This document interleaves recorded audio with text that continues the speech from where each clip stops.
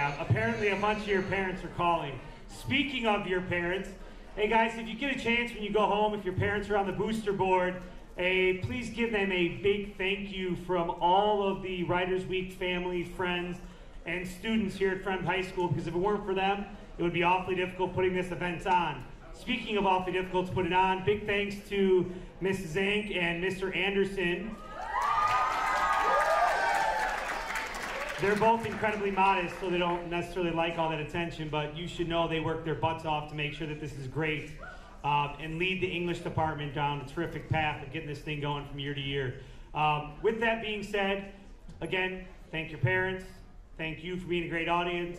Please give a warm, warm welcome to our first presenter, and put away all your devices and take out your earbuds, Julie Hines.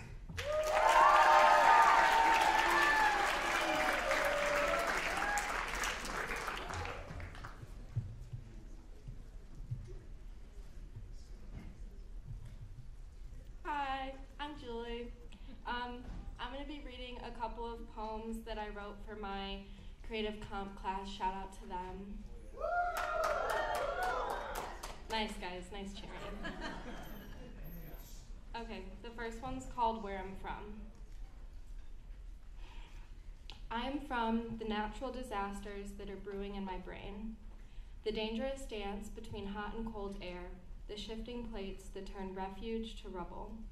Not just that, but the homes ripped from their families, the way the weak get hit the hardest, and I've gotten really good at trapping tornadoes under too thin of skin. I am from the place my mind winds up at when it wanders.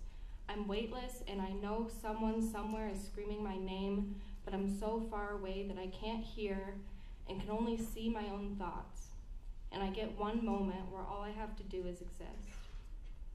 I am from the tightness in my knees when I've been curled in a ball for too long on a floor in a bedroom that looks like space. It's endlessly black, but the Christmas lights I hung a week ago are stars, and if I squeeze my eyes tight enough, I think I can see the sun. I am from a tug of war with the girl that I don't want to be anymore, the one who only feels safe with her feet engulfed by her comforter and only feels okay when she's either asleep or so zoned out that she might as well be, and she can't figure out how not to be alone. I am from the way my coffee tasted on the first day I started to feel myself again. Like how the earth smells after rain, bitter but like pine trees and damp air, and like the kind of promise that you keep. I am from pain and anger and bullets instead of thoughts, but I am from patience and a will so strong that it can't be bent by hands made from bleeding hearts and broken glass. But I'm not from strength. I am strength. Thank you.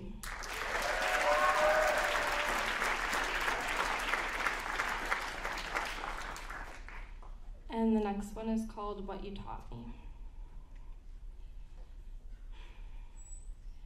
You taught me how to love a smile more than I love myself, how to love so deeply that only the light in your eyes can tip the scale, even when I'm sprawled out on the other end.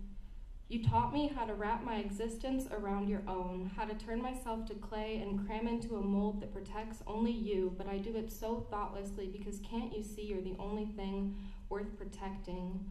You taught me how to catch words as they slip off my tongue, through my teeth, past my lips, how to catch words before they reach you, how to stuff arguments under my skin because they're better there than under yours.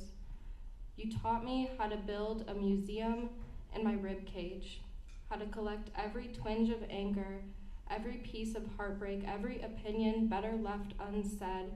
You taught me how to lock up a moment before it happens and hide the key and hide it well. You taught me how to live when my chest is on fire. You taught me how not to ignite everything I touch, but sometimes the world needs a spark, and by now my fingertips have forgotten how to burn. You taught me how to bottle my tears when I'm in the shower, how to hold onto a sob and hug it tight until I can feel the cool kiss of my pillowcase on my cheek. You taught me how to carve a hole through my body in which to store parts of myself when they aren't convenient for you, how to hollow myself out to build a home for you. You taught me this horrible hunger that wants someone to love me the way I love you. And yeah, maybe it shouldn't hurt this bad, but you're the one who taught me to love a smile more than I love myself. Thank you.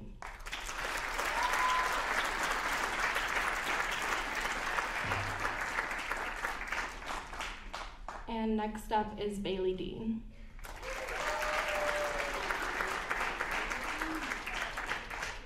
Hi, I'm Bailey.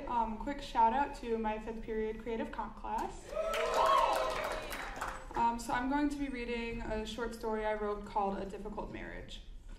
Mandy twisted her wedding band around her finger, contemplating why she had decided to marry Roger. It had never been easy for them, even when they were dating in college. Now as she listened to the dispatcher from her squad car in a Dunkin' Donuts parking lot, she had the same worries running through her head. All available squad cars are needed at the Museum of Modern Art. Armed robbery. The dispatcher crackled through her speakers over the quiet Christmas music she'd been playing. She took a deep breath, let it go, and shifted her squad car into drive before putting on her flashing lights and pulling out of the Dunkin' parking lot. It had started to snow gently. Mandy would have enjoyed it and the prospect of how beautiful the world would look blanketed in white by the morning, but she was about to go face an armed robber at the Museum of Modern Art. Not her idea of a beautiful evening. Christmas shoppers were everywhere as she raced through the city streets, getting closer and closer to the museum. She needed them to get out of her way so she could do her job, but every once in a while, one or two would be in the crosswalk, forcing her to stop. Every stop she made just made her more tense. Armed robbery was not as fun as movies and TV shows made it look. When she finally pulled to a stop at her destination, museum patrons were on the street, huddling together in their winter coats, waiting to see what would happen. Mandy got out of her car and went to see what she could do. The police captain was standing by his own car with a few museum security guards discussing the situation. As she got closer, she could hear them talking about the armed robber inside, catching words about the Monet water lilies and an underground group that ran art heists throughout the country. Mandy's heart sank. She knew who the thief was, and she had ignored all of the signs from the last 2 weeks. That whole time she'd watched him plan. She had to stop him now, before it was too late. "Captain," she said once she had reached them, "the Monet water lilies are a priceless piece of art. We have to stop them from being stolen. I'm going in." She didn't even wait for him to respond. Her last 11 years of training had been leading up to this moment. If only it wouldn't be so personal. Inside, the main hall of the Museum of Modern Art was a mess. Patrons had dropped everything as they ran from the building. Hats, purses, and little plastic figures of famous painters were strewn about. Mandy forgot about all of that as she found the stairs leading to the upper floor, where she and Roger had seen the Monet water lilies only days ago. She took a deep breath, twisted her wedding band a few times, and trekked up the long staircase. When she made it to the top, she could see the thief at the end of the long hallway where the water lilies had been proudly displayed. He lifted the painting from the ornate gold frame and took a long look at it in the moonlight coming in through the skylight above.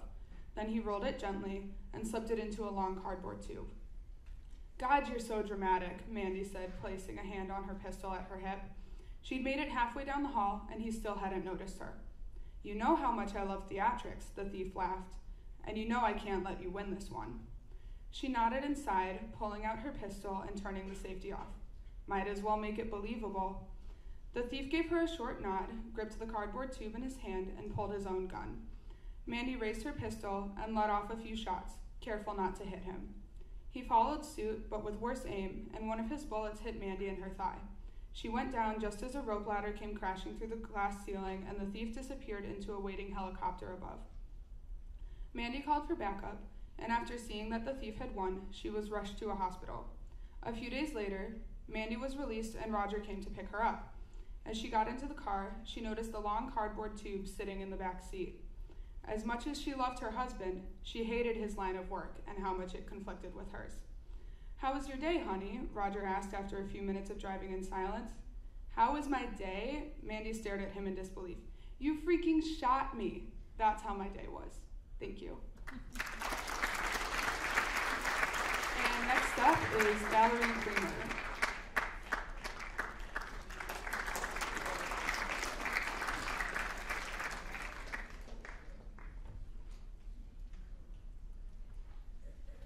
Hi, I'm Valerie Creamer. Shout out to my 5th period creative comp. And I'll just be reading a poem. Suddenly you're there, nowhere, in the middle of an ocean, alone. Something broke your raft again. Your whole life has been a constant battle to stay afloat on the one thing between you and deep, dark, cold nothingness. You've been here before. It's colder than you remember. You panic. Fighting to keep your head above the water, to keep breathing. Your fingers turn purple, legs tired and numb. You take one last breath of air, too tired to keep fighting, then sink. That breath is the only thing you have left. You try so desperately to hold on to it. It hurts. The pain in your lungs is unbearable. You're not ready to go, though you've fantasized about finally reaching the bottom, often. You remember the times you've been hurt because of your blind heart. You gave too many chances purely out of love, though they didn't deserve it. It always ended up hurting you. Always. Staring into the darkness again, you think about the ones you loved, who will be waiting for you at the bottom. You missed her the most. She doesn't want to see you sink like she did. It wasn't her fault. She didn't mean to leave you. You know that. You release your breath, feeling relaxed. You look up and see the stars. They're beautiful. They speak to you. Water starts to fill up your lungs, but you can't tell. Time slowed down. You can't feel the pain anymore, though it is still there. You forget you're even sinking at all. You're not scared. You know you'll wake up and carry on. The only thing you don't know is just how many rafts you have left. Thank you.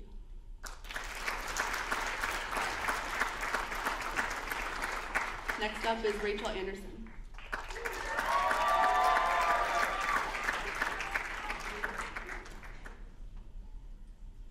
Hey guys, shout out once again to Mrs. Zhang's 5th period class. And also to all my friends who came out to see me. Thank you guys. All right. The power of 15. It sounds very official, very important, very vague as well. This is the term District 211 uses to describe its goal of getting every single one of its students to earn 15 college credits during their high school career. Or in other words, take 5 AP classes. As a top-ranked school filled with high-achieving students, it makes sense that Fremd would have such high expectations. And heck, when you look at the way Fremd promotes its AP classes, you might even think they were fun. Well, if that's what you thought going into it, you might be disappointed. I could give you a million reasons why AP classes aren't as great as they sound, but am I here to rant? Yes, I am. One of the most distinct factors that separates AP classes from regular classes is the increased workload. They're college classes, after all. Students are expected to do the same amount of homework as a college student who has significantly more time to complete it. Isn't this kind of unrealistic, though? I mean, we spend over 7 hours of our day at school, and when combined with whatever extracurricular activities we're involved in and the amounts of homework we have, there's almost no time left. Forget free time, AP students barely sleep. I'm already a slow worker with terrible time management skills, so thanks to my 4 AP classes this year, I get an average of 4 to 5 hours of sleep each night. This is about half the amount of sleep I'm supposed to be getting, and it's not just me. Almost every time I ask a friend or classmate how they are feeling, they say they are tired. I'm sure many of you can relate to this as well. You can't blame the AP teachers for our lack of sleep because they're assigning the amounts of homework that the classes require. The only way that we're going to get more sleep is if we take fewer AP classes. Unfortunately, prioritizing health over schoolwork goes against Fremd's culture of promoting AP classes. They weren't designed to be taken 5 or 6 at a time, but this is what happens all the time at Fremd. Because if students who have never even taken an honors class are expected to take an AP class, then students who start out in all honors classes must be held to a higher standard. They must take as many AP classes as their schedules can swallow. You know how snakes can eat things that are much bigger than they are? How they have a huge lump sticking out of their bodies, they wait for their food to digest? Yeah, that's you. This isn't okay. This was never okay. But wait, it gets better. Now let's think about those select few AP classes that have so much stuff to teach you, they're a period and a half long. You guys know that feeling when the bell rings at the end of class? That little rush of adrenaline, and suddenly you're awake again, sauntering down the hallway like you own the place, because for 5 brief minutes, you aren't trapped in your seat, nodding off during your 4th lecture of the day. Now, imagine when that bell rings, you're not allowed to leave. You still have 25 minutes of class left, so you have to sit there and ignore your racing heart as the hallways fill with chatter. And again, when the bell rings 5 minutes later. Yeah, that's me. Every day. Don't get me wrong, my 1.5 hour long class is interesting enough, but some days it takes all my willpower not to get up from that chair and walk out the door. Why? Because we've all been conditioned like Pavlov's dogs. You hear the bell and you're practically sweating, like you just ran a marathon. They say it gets better as the year goes on. It doesn't. But AP classes aren't all that bad. I mean, you get to spend an entire year preparing for a test in May. Oh, it's not just a test, they say, but it is. You study, you take it, you do well, or you don't. And if you don't, no college credit for you. You get a sinking feeling in your heart, not unlike when you walk into a friend's bathroom and take a good look at the towel you'll be using to dry your hands. Let's say you get a 5, though. Yay, you did it. You're applying to college, and Brown University is first on your list. Wait, they don't accept college credit? Ooh, bummer. I'm going somewhere that does take AP credit. I'm gonna be a mechanical engineering major, and I won't have to take entry-level physics because I already took AP. Hold on. You're telling me that I have to take physics again? Even if I had gotten a 5, which I didn't, but that's beside the point. That's it. I'm done. I'm out of here. Second semester senior year, and I'm as dead inside as the fake fireplace in the media center. But what can I say? To quote the famous Mr. Bruce, you can't have it all. Thank you.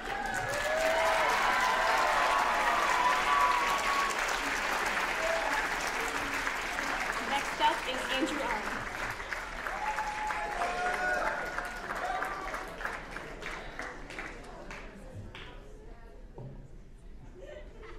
All right, what's up, everyone?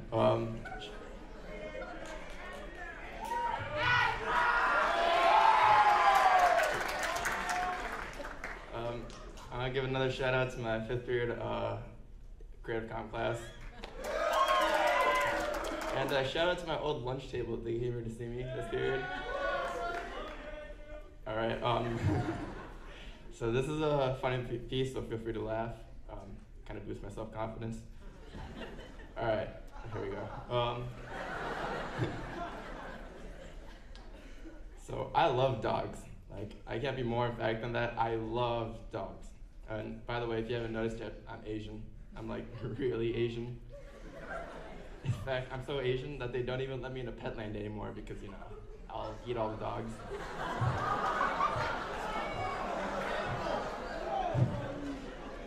You know, sometimes I like try to sneak in, but then like my, you know, banana yellow skin and like the eyes, that kind of like that could be blindfolded with dental floss. Yeah, it kind of gives it away. And just like anything else in life, being an Asian has its ups and downs. I think, yeah, a lot of you in this auditorium would agree with me. But my fellow Asians, if you change your perspective, you can see that being Asian's pretty great. And we all know about stereotypes, and honestly, for me, I think stereotypes are okay. I mean, let's face it, stereotypes generally usually stem from some truth. We're often the most worst drivers. I've had friends where I've like wondered how did they get their contacts in? And I'm sorry, but have you seen the math team? But if you look at these stereotypes from a new perspective, I think you'll really appreciate what being an Asian has to offer. For example, there's a common stereotype that Asians always get A's. I would say that I'm a good student and a pretty responsible kid. You know, whenever something bad happens, I'm usually responsible for it. Yeah, that was supposed to be a joke. Anyways, I would say that I'm a good student. You know, I haven't missed a single full day of school in my entire life. I scored in the 98th percentile for the ACTs. And most amazing of all, you know, I've received the pleasure to have in class comment all 4 years of school.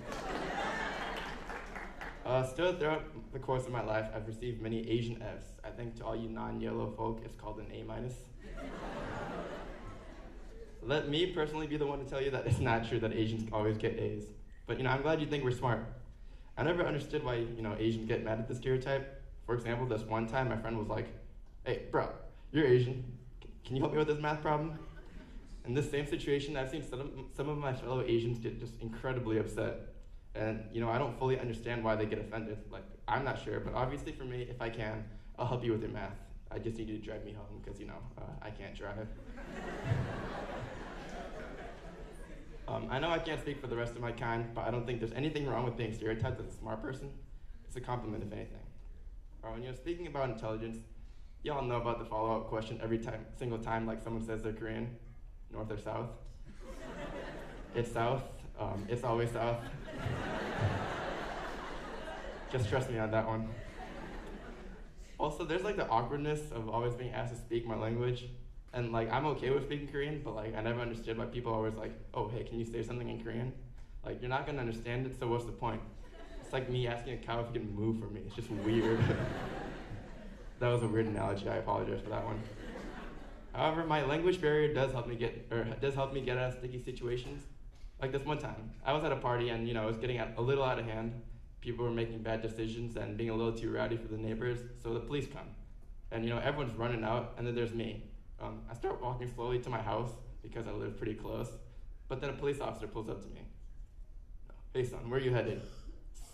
I just stayed there in silence. Can you answer my question?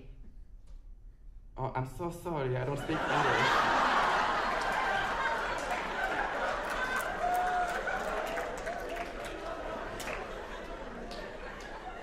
Yeah, I got away home free that night.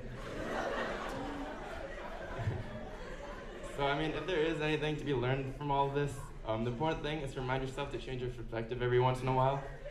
I always saw being Asian as a social obstacle, but now I realize being Asian is kind of a blessing, even if it isn't in disguise. Even the most negative things can, create the biggest laughs. Thank you.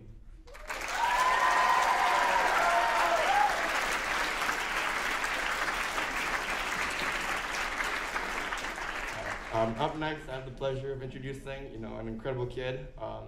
Let's give the biggest round of applause for Matthew Downing.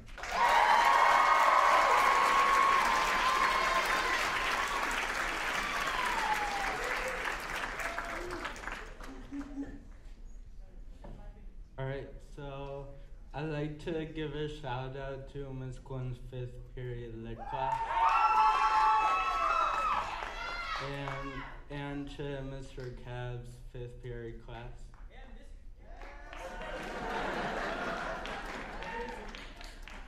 All right. Hi, my name is Matt Downing, and I'm a senior here at FREM. To start, I'd like to shed some light on what my condition, cerebral palsy, is. Cerebral palsy, or CP for short, is a neurological condition that can affect some or all of the following: muscle tone, posture, balance, coordination, gross motor function, fine motor skills, and speech. There are several different types of CP, each type varying in severity. Growing up wasn't easy for me. I remember feeling angry that I couldn't do all the things my brother could do. I would sit in my blue lawn chair at his baseball games, imagining that I was Chris Bryant stepping up to the plate. If you didn't know already, I am a huge baseball fan, especially the Cubs. There is nothing I would love more than to be able to play. My resentment for my condition didn't stop there. As I watched my older brother and then all my peers get their driver's licenses, I felt more and more alone. Sometimes I wish I could be born again as someone without CP. I've been going to physical therapy since I was about 3 months old. Even though I have been told there is next to no chance I'd ever be able to walk as I grew up, I made a commitment to never give up. The night before my 9th birthday, I had a vision that I would wake up the next morning and be able to step out of bed with no issue at all. But when I came down with a large bump on my head, I cried into my mother's arms. She told me that there wasn't any shortcuts I could take, and that if I wanted something, I had to work for it. That following year, I doubled my physical therapy appointments. And now brings me to my first day of high school. I was excited to begin this new chapter in my life. Walking in through the front doors of the building, I couldn't help but have the biggest smile on my face. But as I walked deeper into the school, I began to feel like I didn't fit in. I was the only kid who couldn't walk on his own 2 feet. Then, like a flash of lightning, I see a blue metal walker disappearing into the science hallway. Hoping my eyes didn't deceive me, I made my way around the corner to see a girl. Her name is Bethany, using a walker similar to the one I used to use. I have never gone to the same school as someone with the same situation I was in. Suddenly, I didn't feel so alone. Fast forward to my senior year. Coach Sponsor asked me to join the football squad and become their sideline manager. Naturally, I accepted. My most memorable moment of the season would have to be my big play on homecoming night. I remember it like it was yesterday. The stands were packed and my mom and dad were cheering us on from the bleachers. And the Conant Cougars had just arrived. Soon into the first quarter, we gained the lead, putting us back on defense. The QB takes the ball and drops back for a pass, sending the ball towards our bench.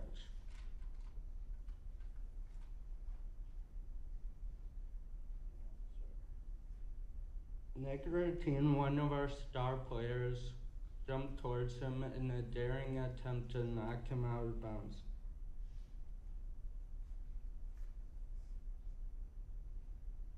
I jumped in front of Nick to cushion his fall, ensuring that he would not get hurt. Unfortunately, this turned me into a pancake and my walker into useless scrap metal. I opened my eyes to see the entirety of the team standing around me, making sure I was okay. The only words that could come out of my mouth were, "That was awesome." And honestly, it truly was. In that moment, I could feel the entire strength of Fremd High School right behind me.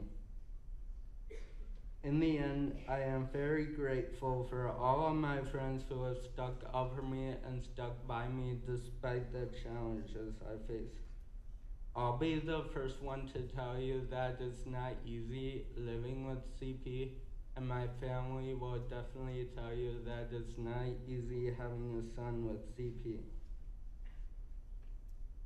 To have found so many loving, caring individuals in one school has been a huge help in every step of my recovery process. I believe that with hard work and dedication, I will walk on my own someday. Seniors, I will see you at graduation.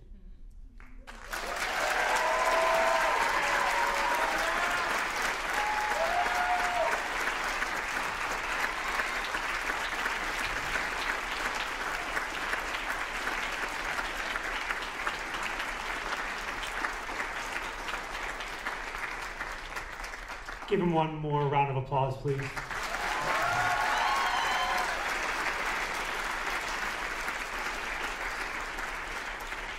I think Andrew has a piece that he wants to share. Andrew?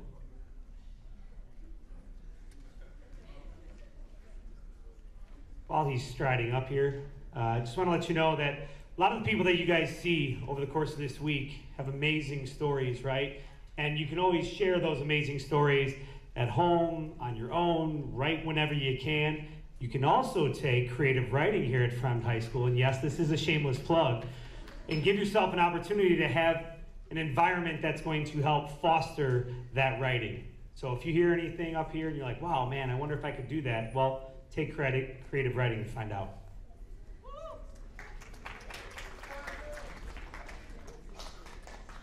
All right, this is a more serious piece. All right, here we go. They say you can't love at first sight. They say love changes, fades away into dust. But you have proven to me that that's not true. Day in and day out, from the moment I met you, you show me your true beauty, and my love for you has never faded, not even a little. You give me warmth, joy, and fullness, and I can never give back what you give to me. Yet every time I need you, you are there for me. My friends love you, so do my parents.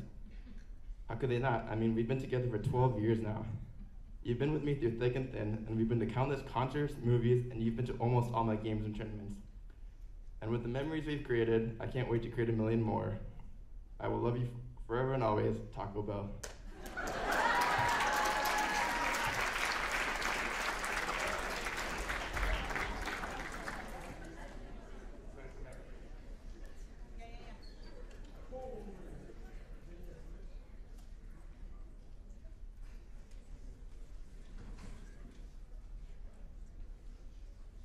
She's going to talk about cookies. Yeah? Hi guys. So in my creative comp class, every Friday we usually do an activity where we get like a notebook, and every notebook has a different word on the front. So this is something I wrote a couple weeks ago, and my word was insomnia. I didn't know what time it was. I didn't bother to check. It was late, very late, and I couldn't sleep. A million thoughts raced through my mind as I lay in bed, stomach rumbling. I tried to focus on my breathing and nothing else. I tried to zone out to the radiator rattling under the window. I even tried counting sheep for Pete's sake, but sleep wouldn't come. My stomach growled, hunger eating away at me faster than the lack of sleep. I threw back the covers and tiptoed over to the mini fridge in the corner, careful not to wake my roommate. We hadn't been grocery shopping lately, and I prayed I could find something to quell my hunger. I opened the refrigerator to find a bottle of mayonnaise and my roommate's half-finished Dr. Pepper. Nothing else. I tried to think of where I could get something to eat at this late hour while my stomach groaned in protest. Then I had a moment of clarity. Insomnia cookies. Yes, that was a place that I could get food. I quickly dialed the number for the store nearby and placed my order for delivery. A few minutes later, there was a knock at my door. I quietly paid for my cookies and hardly closed the door before tearing the box open and sinking my teeth into the first cookie I could see. Creamy peanut butter, chewy chocolate chip, and simple sugar cookies were the perfect cure to my insomnia. Soon, I found refuge in my bed and the sleep I thought would never come. Thank you.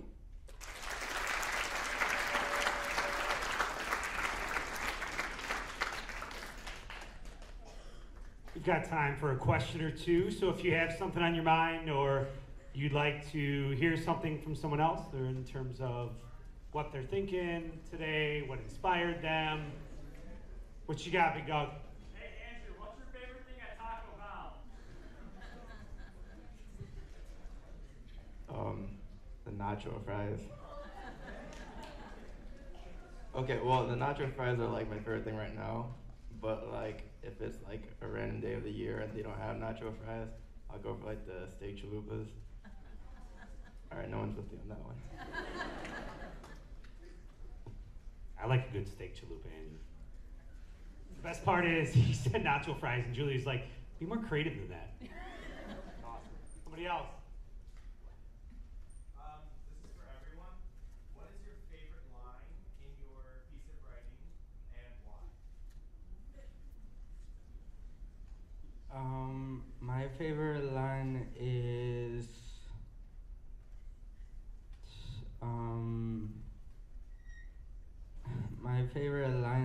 I would imagine that I was Chris Bryant stepping up to the plate, because he's like one of my favorite baseball players, and I really admire him. So yeah.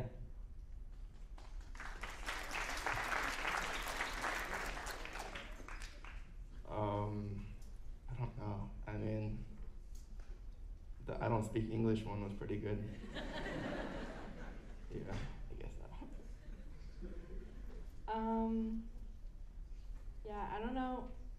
I guess in the second one, you taught me how to build a museum in my rib cage. I like that stanza. I like the joke about the fake fireplace because it's true and funny.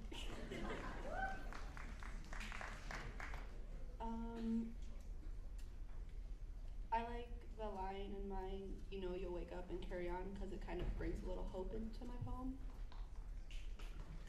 So I don't really have like a favorite line, but I really like the part at the beginning where I talk about how it's like snowing, but then like my character's going to stop an armed robbery, so she's like, this isn't my idea of a beautiful evening.